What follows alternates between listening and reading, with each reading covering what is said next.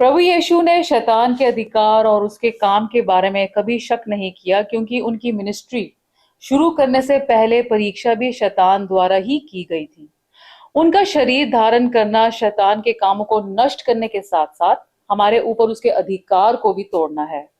हमारा बल प्रभु यीशु से है और उसी अधिकार में हर प्रकार की बुराई की शक्तियों का सामना करते हुए हम जीत में चलते हैं।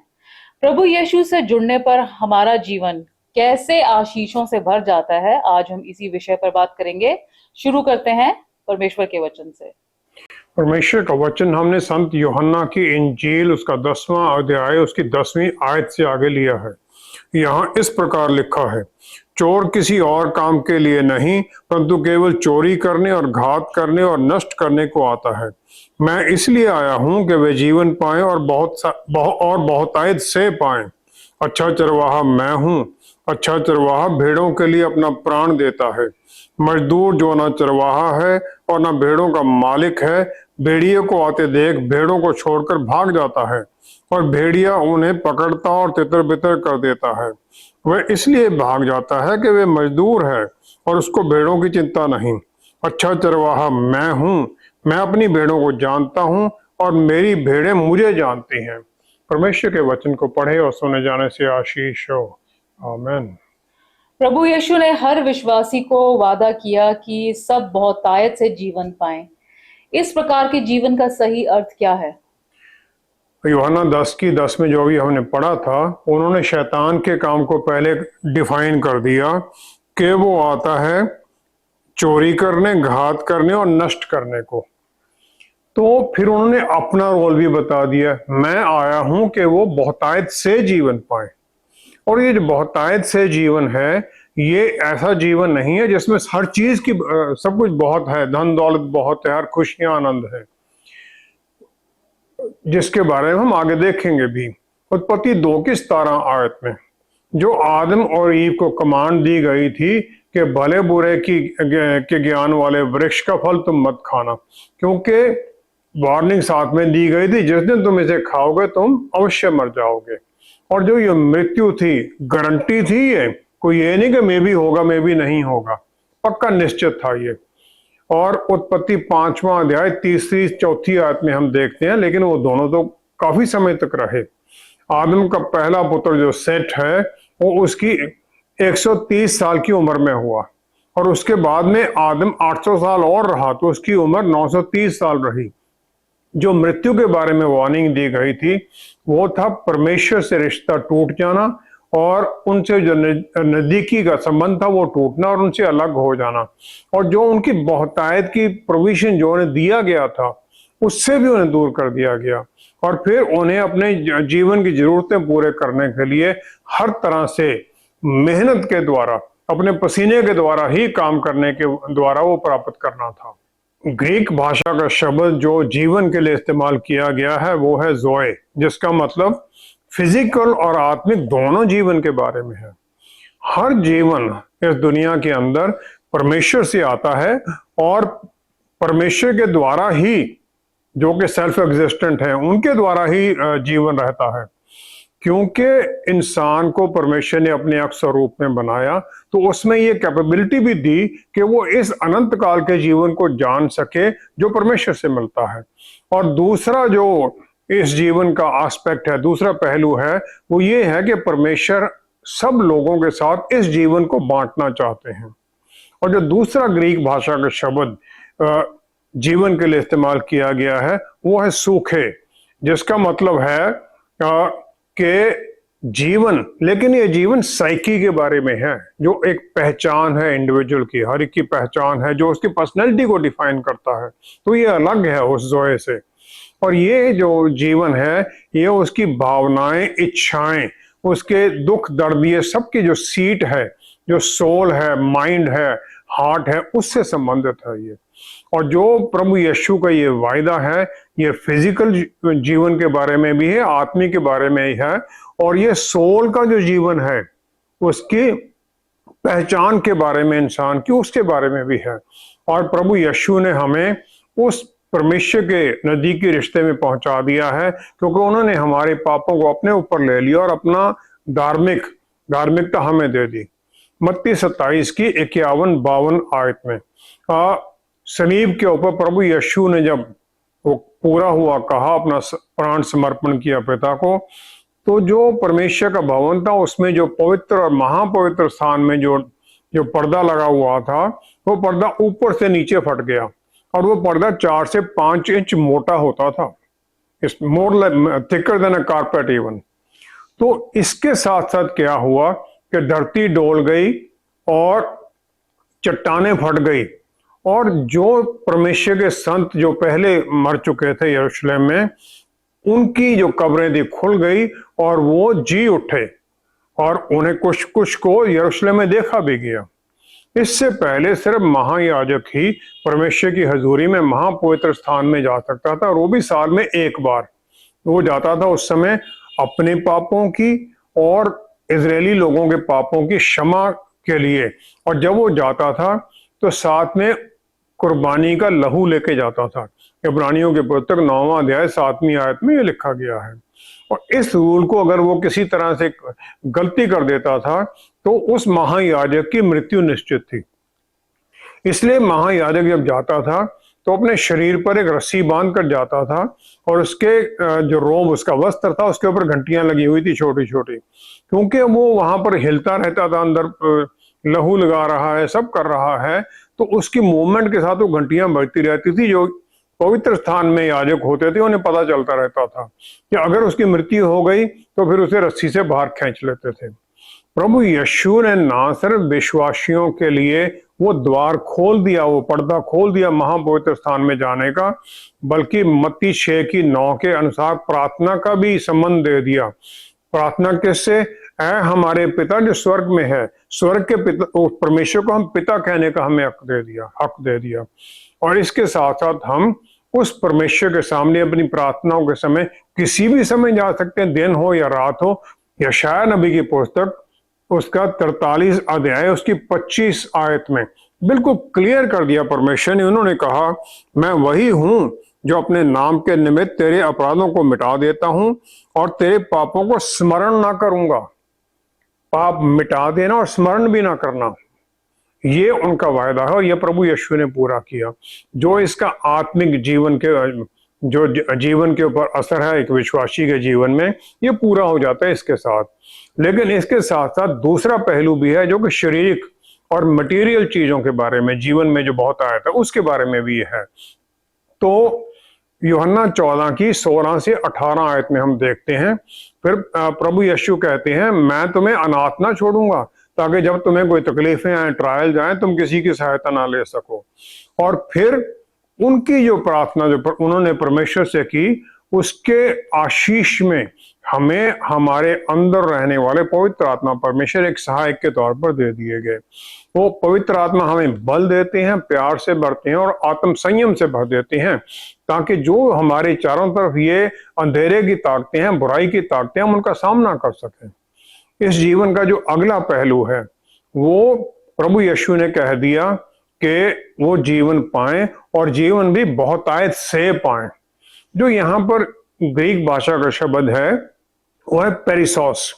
इससे लिया गया है पेरी शब्द से, जिसका मतलब है ऑल राउंड, पूरी तरफ, और एक्सेस है, बहुतायत, ओवरफ्लोइंग।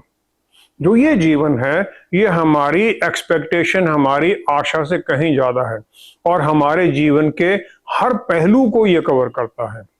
और प्रभु यीशु का जो फिर वायदा है वो ऐसा पढ़ा जाएगा, मैं आया हूं कि सब विश्वासी सदा के लिए कॉन्टिन्यूअसली जीवन पाएं और ये कॉन्टिन्यूअसली पूरी तरह से जीवन उन्हें ढक ले, पूरी तरह से इन्हें कवर करे। और इस प्रकार एक विश्वासी जिसके पाप माफ कर दिए गए हैं, वो प्यार करने वाले परमेश्वर के सामने जुड़ जाता है। मत्ती 7:7 के अनुसार जो प्रभु यीशु ने वादा किया कि वो परमेश्वर सुनते हैं जब हम वो कहते हैं, मांगो तो तुम्हें दिया जाएगा, ढूंढो तो तुम पाओगे, खटखटाओ तो तुम्हारे लिए खोला जाएगा, रास्ते तुम्हारे लिए खुल जाएंगे, आशीषें मिलने लग जाएंगी। हर आशीष ऊपर से आती है, स्वर्ग से आती है, परमेश्वर से आती है और हम ये विश्वास के द्वारा पाते हैं। विश्वास पहला तो ये है जिससे हम मांग रहे हैं उसमें विश्वास हो कि वो कैपेबल है, वो देने के लायक हैं। दूसरा ये कि वो विलिंग भी हैं, देना चाहते भी हैं। तो जब प्रभु यीशु समारिया और गलीली के बीच में एक गांव से गुजर रहे थे, तो वहां पर 10 जो कोढ़ी थे, वो गांव से बाहर रहते थे कोढ़ी, तो उन्हें अंदर रहने का अधिकार नहीं था। तो वो चिल्ला उठे कि प्रभु यीशु हम पर दया करो। प्रभु यीशु ने उन्हें दया में कह दिया कि जाओ अपने आप को याजक को दिखाओ। कोई कोढ़ी याजक के पास तब जाता था जब उसे चंगाई मिल गई है और याजक उसे चेक करके उसको कंफर्म करता था। अब जब वो चले गए तो उनमें से एक सामरी था, रास्ते में उसने देखा कि चंगाई पा गया हूं मैं, तो वापस आ जाता है प्रभु यीशु के पास, ऊंची आवाज से उनको धन्यवाद करते हुए और परमेश्वर की महिमा देता है। लूका 17:19 में फिर प्रभु यीशु उसे कहते हैं, जा, तेरे विश्वास ने तुझे चंगा कर दिया है। जो ये चंगा करना है, मेड यू वेल, ये शब्द है सोजो, जो हमारे प्रोग्राम में भी आता है। इसका मतलब है मुक्ति, टोटल छुटकारा, प्रॉपरली डिलीवर कर देना उस अंधेरे से और उनकी सुरक्षा और उनकी बहुतायत की प्रोविजंस में ले जाना। परमेश्वर ये हर विश्वासी के साथ करते हैं, पापों की माफी के द्वारा और उन्हें पापों का जो दंड है उससे बचाकर, और फिर उन्हें भजन संहिता 23:2 में जो राजा दाऊद कहता है, हरी चरागाहों में और स्टिल वाटर, शांत पानियों के पास ले जाते हैं, जहां पर उनकी शांति है, उनकी प्रोविजंस है और उनकी प्रोटेक्शन, सुरक्षा है। Peace and provision and protection तीनों है वहां पर है। और फिर ये है उस बहुतायत से जीवन जीना, उनकी सुरक्षा में जीना, उनके हाथ के नीचे जीना और उनकी हर तरह की आशीष में चलना, उनके साथ चलना।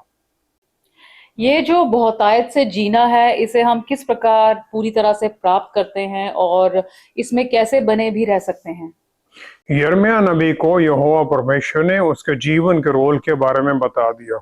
यिर्मयाह की पुस्तक 1 अध्याय 4-5 आयत में उन्होंने कहा, गर्भ में रचने से पहले ही मैंने तुझ पर चित्त लगाया और उत्पन्न होने से पहले ही मैंने तेरा अभिषेक किया। मैंने तुझे जातियों का भविष्यवक्ता ठहराया। पैदा होने से पहले ही परमेश्वर ने उसे आशीषित कर दिया, उसे चुन लिया। और परमेश्वर चुनते हैं किसी को इस काम इसलिए नहीं कि वो कैपेबल है, उसमें कोई बहुत गुण है, बल्कि इसलिए चुनते हैं कि परमेश्वर उसके द्वारा अपनी गाइडेंस में क्या करवा सकते हैं। इस धरती पर हर इंसान को जिस भी परिस्थिति में उसने जन्म लिया है, उसमें परमेश्वर ने उसे डाला है, उसके लिए एक मकसद है और उसके लिए वहां पर ही उसके लिए एक रोल है।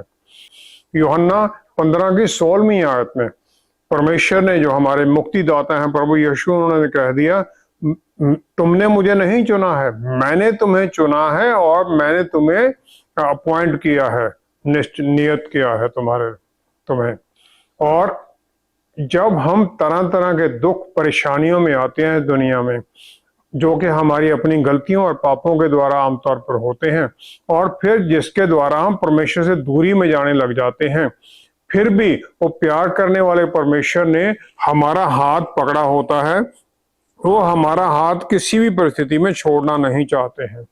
यशायाह नबी की पुस्तक उसका 41 अध्याय उसकी 12-13 आयत में हम देखते हैं, वो कहते हैं, जो तुझसे लड़ते हैं उन्हें ढूंढने पर भी तू ना पाएगा, जो तुझसे युद्ध करते हैं वे नष्ट होकर मिट जाएंगे, क्योंकि मैं तेरा परमेश्वर यहोवा तेरा दाहिना हाथ पकड़कर कहूंगा, मत डर, मैं तेरी सहायता करूंगा। तेरा दाहिना हाथ पकड़कर तेरी सहायता करूंगा, जो तेरे दुश्मन तुम्हें दिखाई भी नहीं देंगे। ऐसी एश्योरेंस है उनकी सहायता की। जो परमेश्वर, जिसकी ऐसी अद्भुत प्लान है हमारे लिए, हर हर हर सबके लिए, और जो हर तरह से हमें आशीषित करने के लिए तैयार है, जो हमसे कोई अद्भुत गिफ्ट नहीं चाहते हैं। उनका जो सबसे पहला कमांड था यूहन्ना बपतिस्मा देने वाले के द्वारा, वो था रिपेंट, मत्ती 3:2 आयत में, तौबा करो। जहां पर के रिपेंट का मतलब है टोटली दूसरी दिशा में पलटकर चलने लग जाना, और दूसरी दिशा पाप की दिशा से हटकर परमेश्वर की आज्ञाकारिता में चलना, और फिर उनकी रोशनी में, उनके जीवन में चलना। और यही वचन प्रभु यीशु ने इस्तेमाल किया जब उन्होंने प्रचार करना शुरू किया। उन्होंने भी पहला शब्द यही कहा, मत्ती 4:17 में, रिपेंट, तौबा करो। जो इब्रानी भाषा का शब्द शोव है, इसका मतलब है मुड़ना और एक दूसरी दिशा में चलने लग जाना। रिपेंट का मतलब है ये। ग्रीक भाषा में शब्द जो नए नियम में इस्तेमाल किया गया है वो है मेटानोइया। इसका मतलब है अपने विचारों को बदलना, माइंडसेट को बदलना। तो रिपेंटेंस या तौबा करना सिर्फ अपने पापों का अंगीकार करके उसकी माफी मांगना ही नहीं है, बल्कि अपने मन में एक बदलाव लाना है, अपने विचारों में एक बदलाव लाना है, और इसके द्वारा फिर हम परमेश्वर की आज्ञाकारिता में, उनके वचन की आज्ञाकारिता में चलने लग जाते हैं।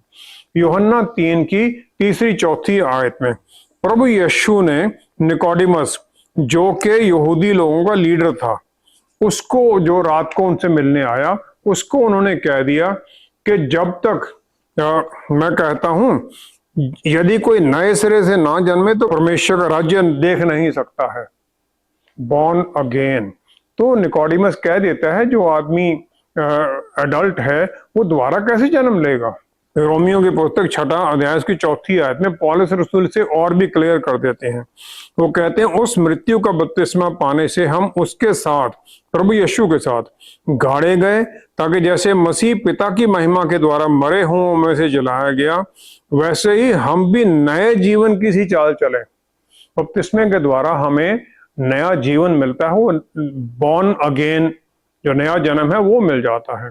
और जो ये नया जीवन हमें मिलता है ये हमें फिर उस बहुतायत से जीने की तरफ, उस विश्वास में उस तरफ लेके जाता है जो कि प्रभु यीशु के सलीब पर पूरे किए गए काम को दर्शाता है।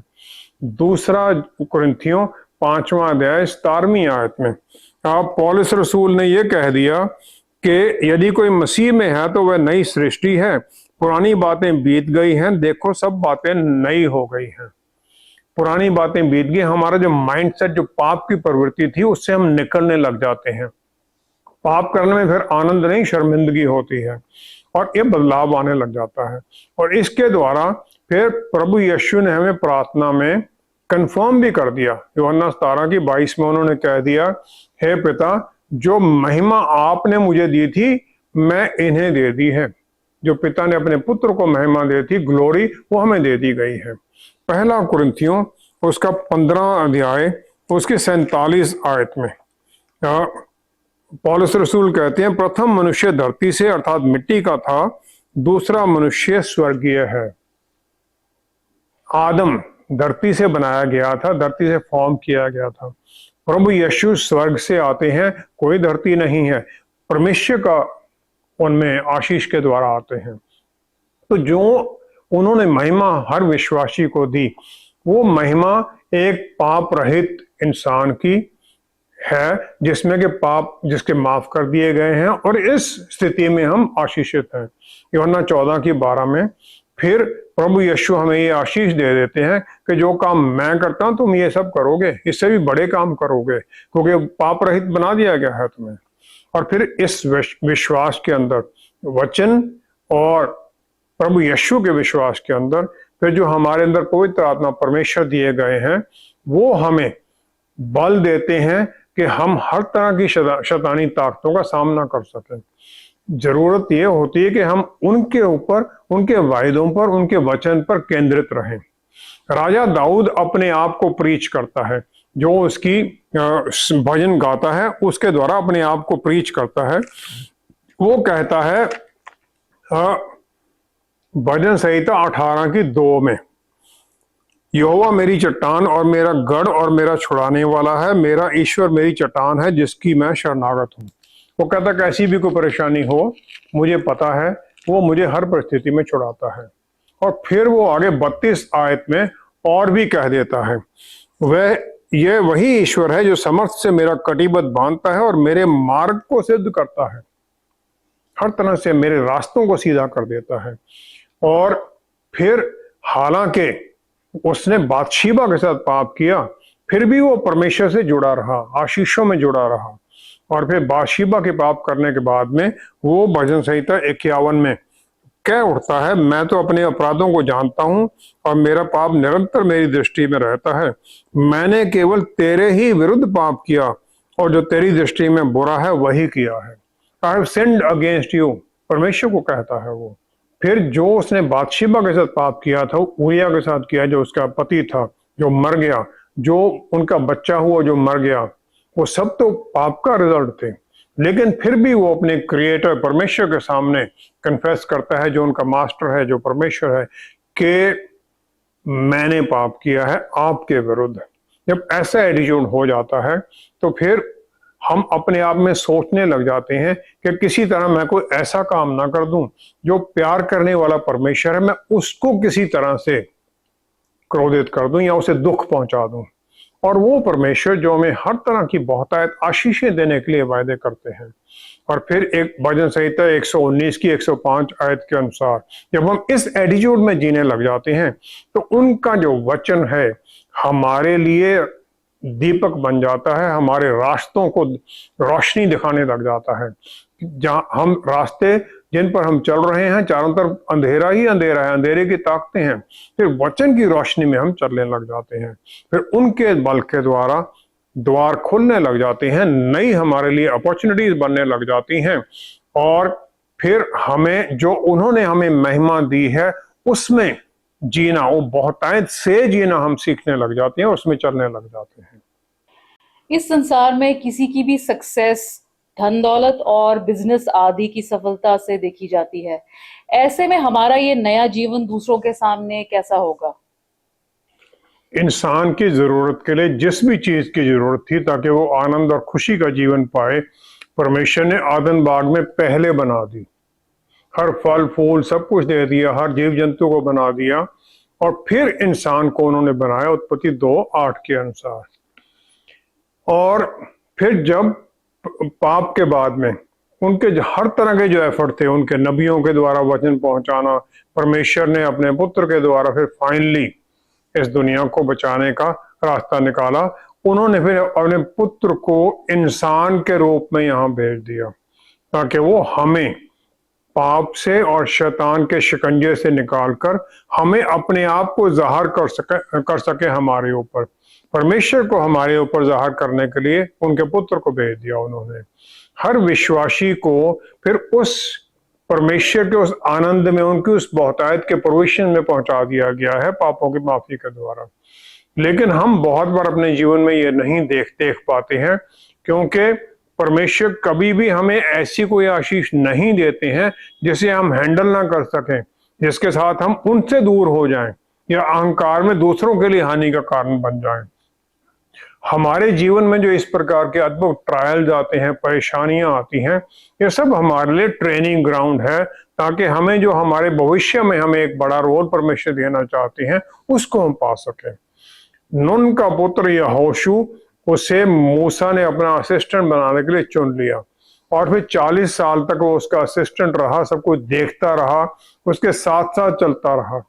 40 साल बाद जब मूसा की मृत्यु के बारे में कहा गया और उसे इजरायलियों का लीडर चुना गया कि वो प्रॉमिस लैंड उन्हें लेके जाएगा, तो वो भय से भरा हुआ था कि ऐसी जो जिम्मेवारी है इसको मैं कैसे पूरा करूंगा। परमेश्वर ने उसे खुद, मूसा ने उसे बताया और लोगों ने भी उसे बताया कि हियाव बांध और दृढ़ हो जा। यहोशू पहला अध्याय 6वीं आयत में। फिर 8वीं आयत में परमेश्वर ने उसे आज्ञा दी कि हियाव बांधकर बहुत दृढ़ होकर जो व्यवस्था मेरे दास ने मूसा ने तुझे दी है उन सब के अनुसार करने में चौकसी करना, और उससे ना तो दाहिने मुड़ना और ना बाएं, तब जहां जहां तू जाएगा वहां वहां तेरा काम सफल होगा, और फिर सफलता तुझे मिलेगी हर काम में। और फिर उन्होंने ये भी कह दिया आगे 8वीं आयत में, क्योंकि ऐसा ही करने से तेरे सब काम सफल होंगे और तू प्रभावशाली होगा। वचन को पढ़ने से, वचन को जुड़ने से फिर प्रभावशाली होगा। परमेश्वर ने, प्रभु यीशु ने उसे फिर प्लान दे दी यरीहो को जीतने के बारे में। 6 दिन वो एक चक्कर लगाते हैं यरीहो के चारों तरफ भजन गाते हुए और वापस आ जाते हैं। जो यरीहो में लोग थे वो और इजरायली लोग भी सोचते हैं हम कर क्या रहे हैं। 7वें दिन वो 7 चक्कर लगाते हैं, और जब वो अपना परमेश्वर यहोवा के नाम पर जय करते हैं तो दीवारें अंदर को गिर जाती हैं। दीवारें ऐसी जो कि जिनके ऊपर इतनी चौड़ी थी, इनके ऊपर रथ चल सकता था, अंदर की तरफ गिर जाती हैं इतनी मोटी दीवारें। और यहोशू इजरायलियों को जीत में प्रॉमिस लैंड में लेके जाता है। और फिर यहोशू उसकी 24 अध्याय में वो कह देता है, उन्हें फाइनल वार्निंग देता है 15वीं आयत में। वो कहता है, यदि यहोवा की सेवा करने तुम्हें बुरी लगे तो आज चुन लो कि तुम किसकी सेवा करोगे।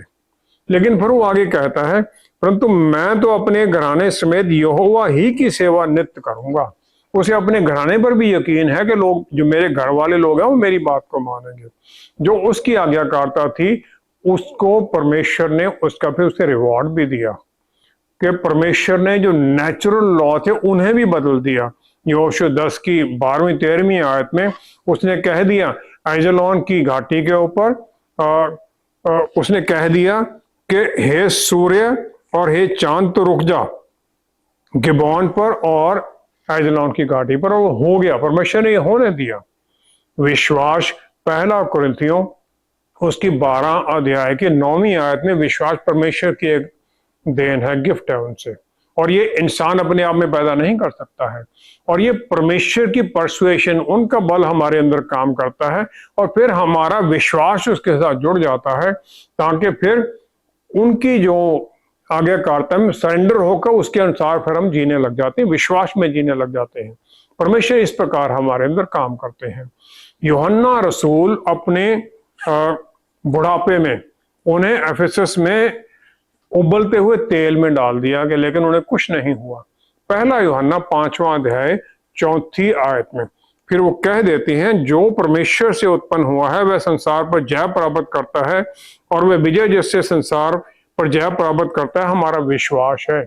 हम विश्वास के द्वारा जय प्राप्त करते हैं, और जो बहुतायत से जीना है ये फिर उसमें फिर हम आशीषित होने लग जाते हैं।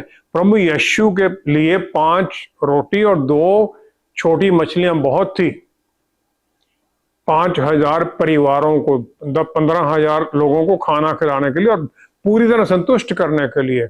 जब हम विश्वास में चलते हैं फिर हमारे लिए भी इसी प्रकार वो 5 रोटी या जो भी हमारे पास है वो बहुतायत हो जाती है, ताकि हम स्वर्ग में जो हमें आशीषें दी गई हैं उनको फिर हम धरती के ऊपर प्राप्त करने लग जाते हैं पवित्र आत्मा परमेश्वर के बल के द्वारा, और फिर उसमें चलने लग जाते हैं। जब हम ये करते हैं तो विश्वास में परमेश्वर हमारे लिए जो उनके कानून है उनको भी स्थगित करने के लिए टेम्परेरीली मान जाते हैं, और फिर घड़ी पीछे घूम जाती है राजा हिजकिय्याह को 15 साल का जीवन देने के लिए, और फिर इसी प्रकार हमारी भी प्रार्थना को उत्तर मिलता है और हम दूसरों के लिए आशीष का कारण बन जाते हैं। आइए हम प्रार्थना करें। पिता परमेश्वर, क्या ही धन्य है आपने हमें वायदा किया बहुतायत से जीवन में रखने का। हमें हमारे जीवन के हर पहलू पर आपने अधिकार रखा है और हम आपके सामने समर्पित हैं। जितने भी जुड़े हुए हैं हम आपके सामने समर्पित हैं। करे प्रभु यीशु, हाथ बढ़ाइए और हम सबको छू दीजिए, ताकि जो आपने स्वर्ग में अधिकार ले रखे हैं उन अधिकारों में हम भी अपने जीवन में जीत और आशीष में, आनंद और खुशी में बढ़ते जाएं। पवित्र आत्मा परमेश्वर, इन आशीषों में चलने में, परमेश्वर के वचन की आज्ञाकारिता में चलने में हमारी सहायता कीजिए। सारी महिमा, सारा आदर पिता परमेश्वर आपको देते हैं और सब कुछ प्रभु यीशु के पवित्र नाम में मांगते हैं। आमीन, आमीन, आमीन। पौलुस रसूल ने दुख और सुख और कमी घटी हर परिस्थिति में संतुष्ट रहना सीख लिया, क्योंकि उनका विश्वास अपने बल पर नहीं बल्कि अपने परमेश्वर की कृपा और दया पर था। विश्वास के द्वारा बहुतायत से जीना अपने जीवन की हर कमी या कमजोरी को प्यार की भरपूरी में दूसरों की सहायता करते हुए बदल लेना है। बस हमारा ध्यान प्रभु यीशु पर बना रहे, क्योंकि हर ब्लेसिंग का सोर्स केवल वो ही है। Thank you so much for watching. See you next time. Stay blessed. Shalom.